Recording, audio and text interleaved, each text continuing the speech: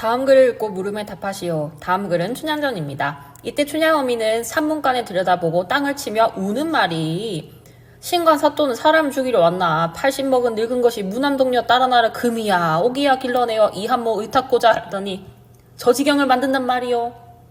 마오마오 너무 마오 이렇게 얘기를 했죠. 자, 마오마오가 네 글자, 너무 마오가 네 글자라서 사사조를 썼고요. 판소리 소설의 특징이라고 볼 수가 있겠습니다.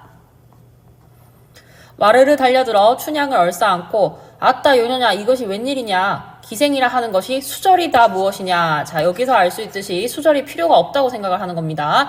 열 소경의 외막대 같은 네가 이 지경이 되었으니 어디 가서 이탁하리 할 수 없이 죽었구나. 딸이 죽을 수도 있다라고 생각을 하고 있죠. 향단이 들어와서 춘향의 다리를 만지면서 춘향이가 고문을 좀 당했나봐요. 여보 아가씨 이 지경이 웬일이오. 한양 계신 도련님이 내년 3월에 오신다는데 한양 계신 도련님 이몽룡이겠죠. 그동안 못 참아서 황천객이 되시겠네. 돌아가시겠네. 아가씨 정신 차려 말 좀 하오. 배곡 같은 저 다리에 유혈이 낭자하니 웬일이며 신락같이 가는 목에 큰 칼이 웬일이오. 굉장히 고초를 겪고 있는 춘향이의 모습이 드러나 있습니다. 중략 뒤부터 살펴볼게요. 칼머리 세워 베고 우연히 잠이 드니 누가요? 춘향이가요. 잠에 들었습니다. 꿈이 시작되었죠. 향기가 진동하며 여동 둘이 내려와서 춘향 앞에 꿇어앉으며 여쭈어대 소녀들은 이 소녀는 여동 둘을 가리키는 겁니다. 황름별 시녀로서 부인의 명을 받아 낭자를 모시러 왔사오니 사양치 말고 가사이다. 자, 이 부인의 명이라고 하는 사람은요. 아항부인과 어영부인이 되겠는데요. 춘향이 공손히 답례하는 말이 황릉묘를 하는 곳은 소산과 만리박 멀고도 먼 곳인데 어떻게 가자는 말인가. 가시기는 염려 마옵소서 라고 얘기하네요. 자, 꿈속에서 이제 드디어 여행이 시작이 되었습니다. 손에 든 봉황부채를 한번 붙이고 두 번 붙이니 구름같이 이는 바람으로 공중에 올랐죠. 전기적 요소로서 판소리 있게 소설이 특징이 되겠습니다. 자, 이제부터 그 먼 곳으로 향하겠는데요. 선생님이 공간의 여정을 이렇게 표시해 두었습니다. 석두성 지나서 한산사 구경하고 봉황대 올라가니 왼쪽은 동정호요, 오른쪽은 팽녀호다. 적벽한 구름 밖에 12봉우리 둘렀는데 700리 동전호의 5초 동남 여울목에 오고 가는 상인들은 순풍에 돛을 달아 범피중류 떠나고 악양로에 잠깐 쉬고 푸른 풀 무성한 군산에 당도하니 흰 마른 꽃 핀 물가에 갈까마귀 소리 오락가락하고 오락가락 소리가 난다는 거죠. 청각적 심상. 숲속 원숭이가 자식 찾는 슬픈 소리 나그네의 마음이 처량하다라고 끝나고 있습니다. 소산강으로 가는 여정에 대해서 나타나 있고요. 이 슬픈 소리라고 하는 것은 춘향이의 슬픈 마음을 감정이입해서 나타내고 있네요. 자, 드디어 이제 소산강에 도착을 하였습니다. 소산강에 당도하니 경치도 기이하다. 특이한 공간인가봐요. 대나무 숲은 이루어 아황 여왕 눈물의 흔적이 뿌려있고 검은고 비파소리 은은히 들려있는데 시각적 심상 그리고 청각적 심상이 드러납니다. 10층 누각이 구름 속에 쏟았다. 영롱한 전주발과 안개 같은 비단 장막을 주위를 둘렀는데 위도 웅장하고 기세도 거룩하다라고 했습니다. 소산강의 공간에 대한 인식은요, 웅장하고 거룩하다, 즉 플러스 이미지로 인식을 하고 있다는 걸 알 수가 있네요.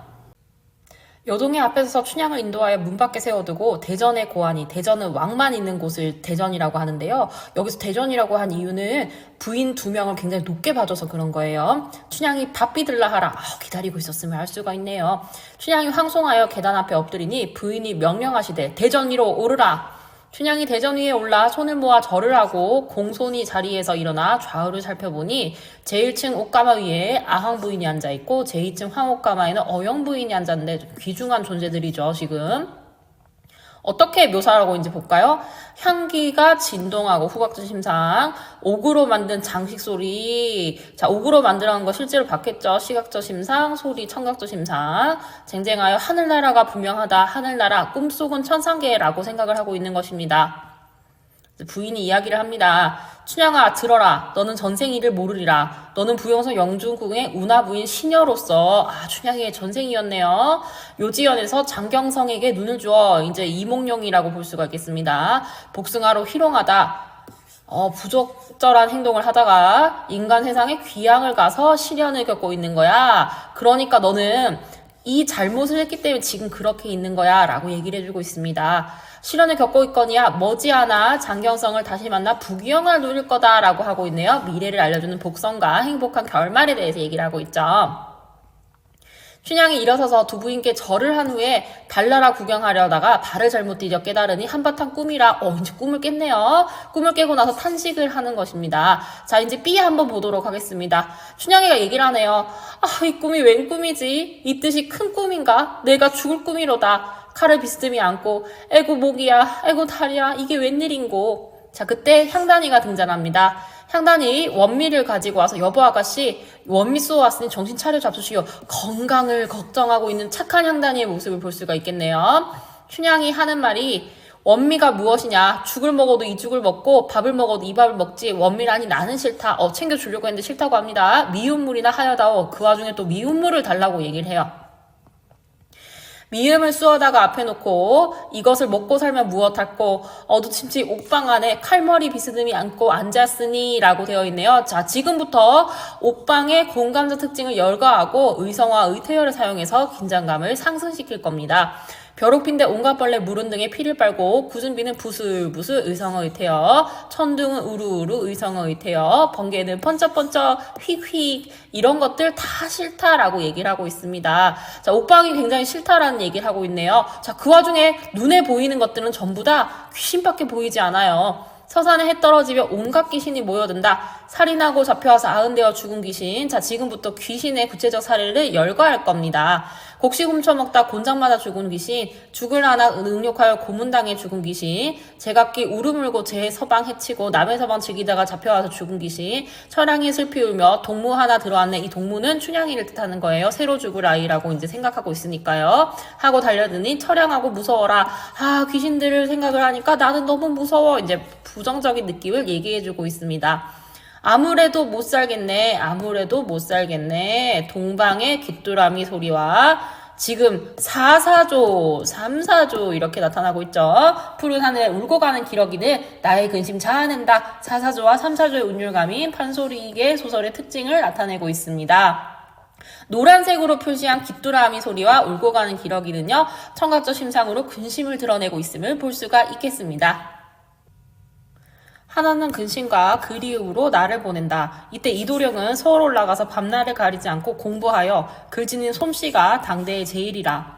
제자가 인형 인물이 되겠죠. 자, 굉장히 재주가 뛰어난 사람입니다.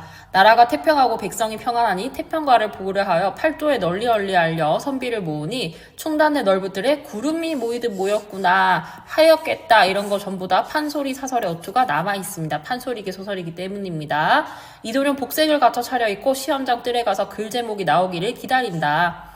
자, 기다린다에 니은다 현재형 시제를 썼죠. 현장감이 드러나고요. 마지막에 있는 나아간다도 현재형 시제를 써서 현장감이 드러나겠습니다. 시험장이 요란하여 현재판을 바라보니 강구문 동료라 하였겠다.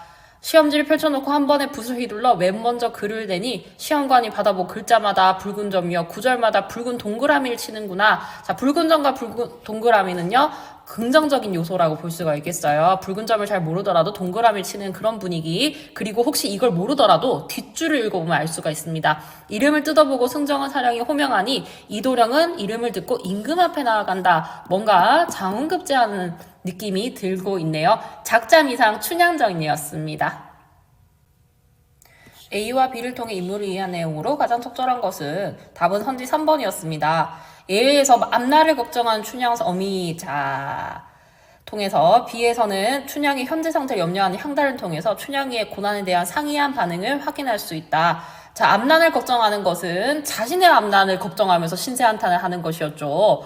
그리고 향단이는 건강을 염려했습니다. 그래서 두 명의 반응은 대조적이었어요. 자, 상이하다는 단어는 대조적이란 뜻이죠. 답은 선지 3번입니다. 나머지 선지들도 살펴보도록 하겠습니다. 선지 1번입니다. A에서 춘향어미의 비난을 통해 B에서 향단이 옹호를 통해 옹호를 한 적이 없어요. 사또를 언급한 적이 없기 때문입니다. 선지 2번입니다. 춘향이 어미는 수절이 다 무엇이냐 라면서 수절을 만류하고 있고요. 향단이는 건강을 걱정했었죠. 그래서 이게 틀렸습니다. 선지 4번입니다. A에서 격양된 춘향 어미를 진정시키는 모습을 통해서 자, 진정시키는 모습 안 나왔었고요.